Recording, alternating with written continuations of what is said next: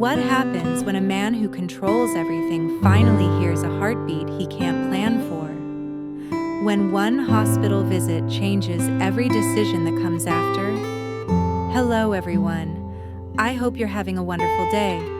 Today, we're going to explore the quiet but powerful moment when Quang takes Linda to her first prenatal checkup.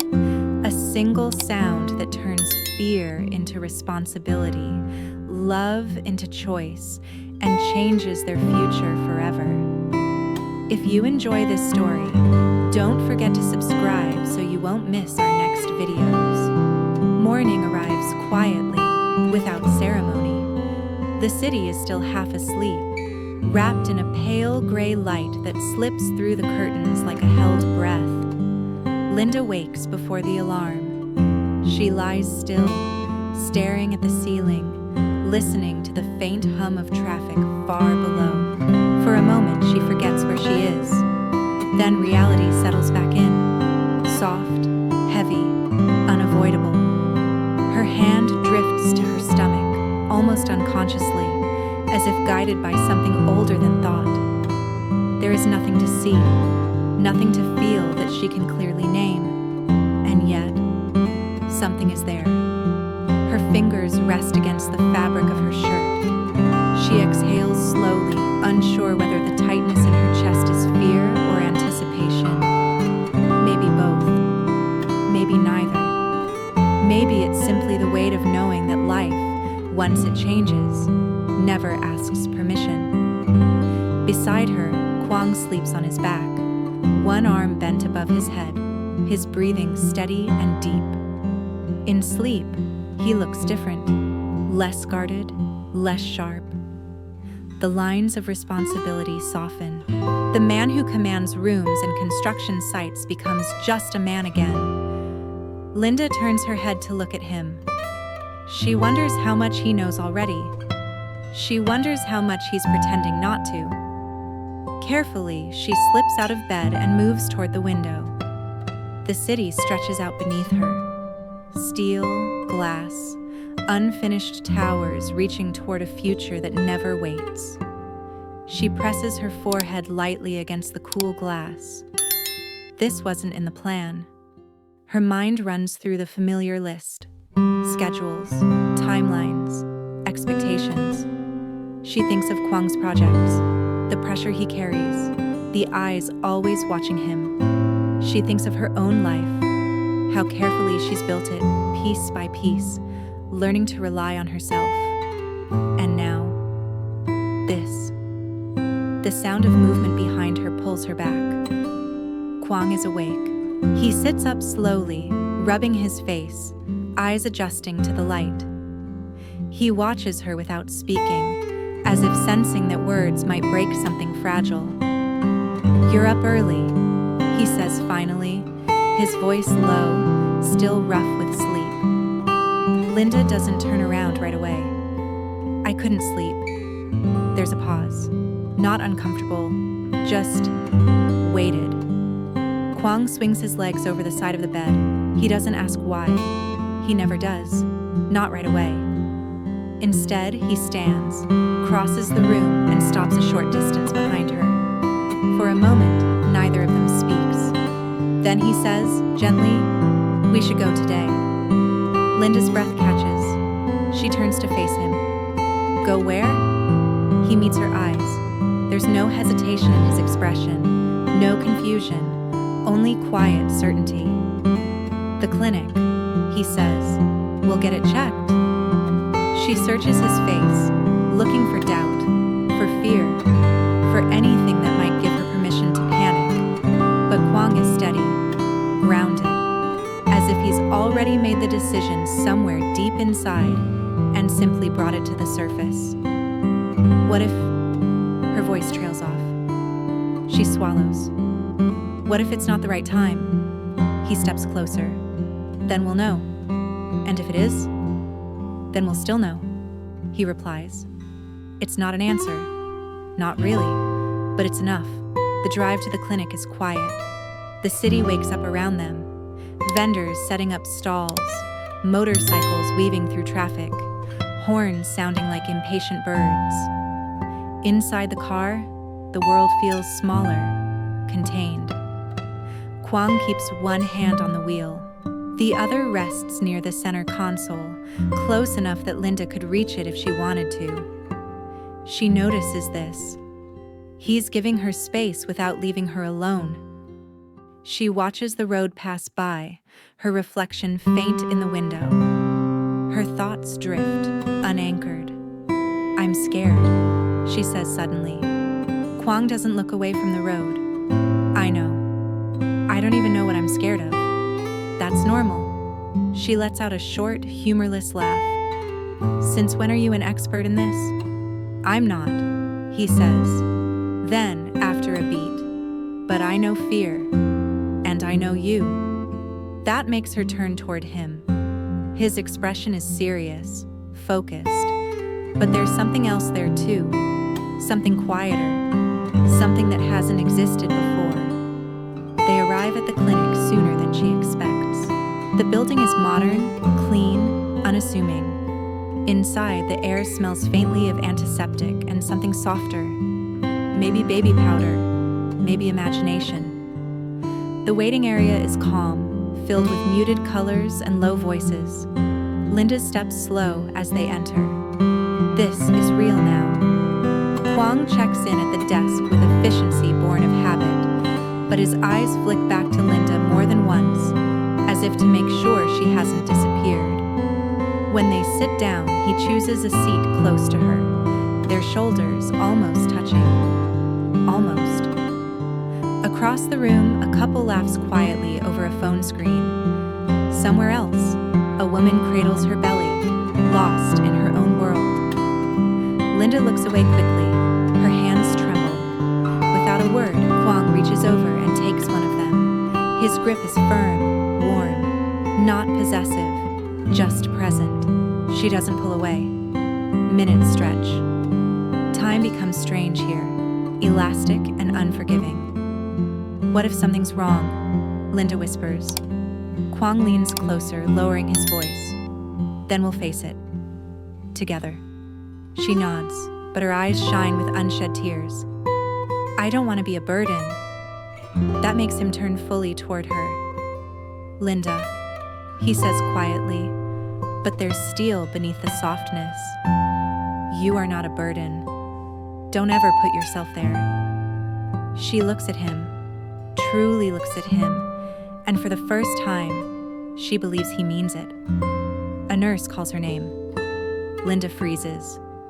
Quang stands immediately. "I'm coming with you." She hesitates. "Are you sure?" He answers without thinking. "Yes."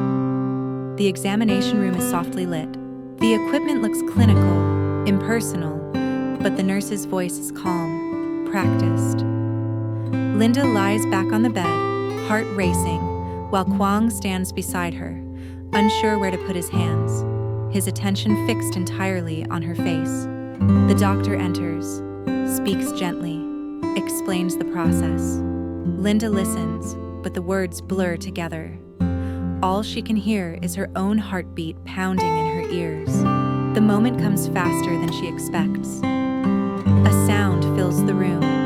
At first, Linda doesn't understand what she's hearing. It's rhythmic, rapid, impossibly alive. Her breath catches as realization dawns. That's it.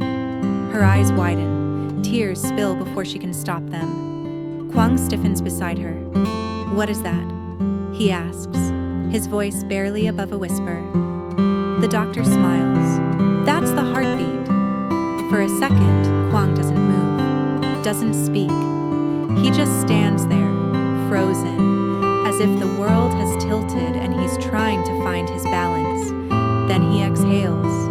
It's a long, shaky breath, the kind that comes after holding something in for far too long. He looks at the screen, then at Linda, then back again. Something changes in his eyes. It's subtle, but unmistakable. The guarded distance he's always carried. The part of him that plans 10 steps ahead, that never allows vulnerability without control. It cracks. reaches out, hesitantly at first, and places his hand over Linda's. Neither of them speaks. The sound continues, steady and undeniable, filling the space between them. And in that moment, before the questions, before the fears, before the choices that will inevitably come, there is only this, proof that something new has begun. The sound fades, but the silence it leaves behind is heavier than before. Linda lies still on the examination bed, eyes fixed on the ceiling, as if afraid that if she moves, even slightly, everything might disappear. The proof of what she just heard still echoes inside her chest, soft and relentless. Quang hasn't let go of her hand. He stands beside her, unmoving, staring at the darkened screen as if it might start speaking again. His jaw is tight. His shoulders, usually squared with certainty, are subtly tense. The doctor finishes the examination, voice calm, professional.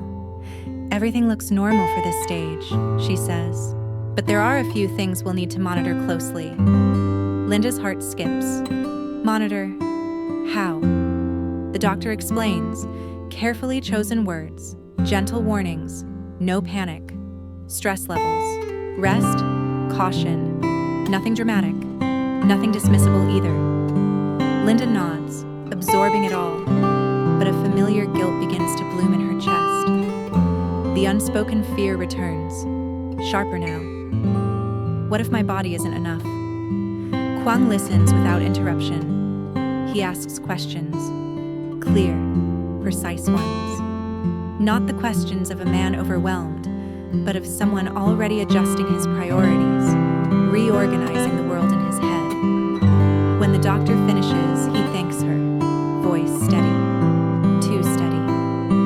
Outside the room, Linda finally sits up. The nurse hands her a folder of paperwork.